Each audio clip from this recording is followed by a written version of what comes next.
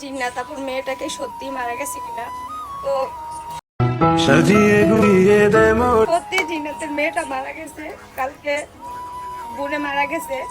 তো কামরুল ভাই আমাদেরকে মেসেজ দিছিল, মেসেজের মধ্যে লেখছে যে আমার ছোট মেয়েটা মারা গেছে, দোয়া করবা।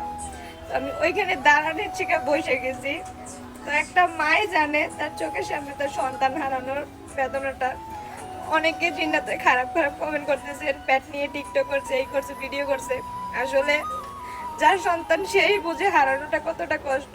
সবাইকে একটা রিকোয়েস্ট করবো, কেউ তাকে খারাপ কমেন্ট করবেন না। সবাই কিন্তু বেবি প্যাটে নিয়ে ভিডিও করছে, শুধু সে একা করে নেই। তো আল্লাহর জিনিস আল্লাহ নিয়ে গেছে, তারই কিছু বললে তো লাভ নাই। মেয়েটা নিজেও এখন ভালো মতো বিশ্বাস করতে পারতেছে না তার সন্তান জানি নাই। সবাই দোয়া করবেন বাবুর জন্য। তোমরা জানো আমার বেবিটা মারা গেছে গতকালকে, আর আমি ওইটা নিয়ে ভিডিও ছাড়তেছিলাম না।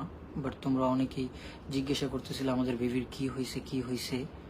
তো তোমাদেরকে জানানোর জন্য আমার ফ্রেন্ড একটা ভিডিও করে, আর ওই ভিডিওটাই মানে আমি যখন কোলে নিয়ে আমার মেয়ের লাশটা নিয়ে আমি গোরস্থানে যাই মাটি দিতে, ওইটা আমার ফ্রেন্ড ভিডিও করে। আর ওই ভিডিওটা সাজিয়ে গুলিয়ে দেয় মোরে সজনী তোরা এই টিকটকে আপ দেওয়া হয়, আমার ফ্রেন্ডই আপ দেয়। তো এই ভিডিওটা নিয়ে রিসেন্টলি দেখতেছি তোমরা অনেক ট্রোল করতেছো। তো তোমরা বলতেছো নাকি আমরা টিকটক ইভেন ভিডিওটা আমি বুঝতে পারিনি।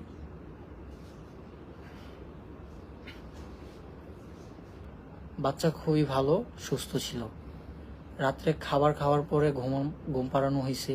রাত্রে 4টার দিকেও কান্না করতেছিল। জিনা তোরা আবার খাওয়াইছে। খাওয়ানোর পর যখন শোয়াইছে তার 5 মিনিট পরে দেখি ও আর নিঃশ্বাস নেয় না। এই ছিল কাহিনী। তো দয়া করে আপনারা কেউ উল্টাপাল্টা কমেন্ট করেন না, আর আমাদেরকে নিয়ে বাজে মন্তব্য করেন না। সাজিয়ে গুলিয়ে দেয় মোরে সজনী তোরা সাজিয়ে গুজিয়ে